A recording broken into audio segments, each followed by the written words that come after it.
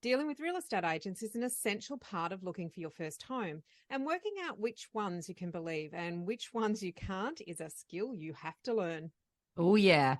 Nothing beats getting out there and observing agents in action at open houses. The more interaction you have with different agents, the easier you'll find it is to discern which ones are professional versus which ones are sharks.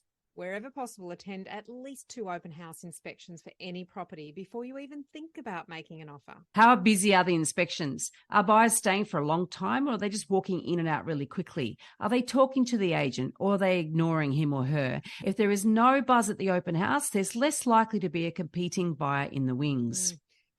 If the agent says there's another offer, ask them whether it's verbal or in writing and whether the vendor is prepared to accept it. Ask what the offer process is should you decide to submit a higher offer. An agent who gives clear instructions with a deadline is more likely to have a real buyer on the hook. Want to be an educated first-time buyer? Check out our online course for first-home buyers. Avoid costly mistakes, make smarter decisions, and get into your first home sooner. Why waste time doing things the hard way?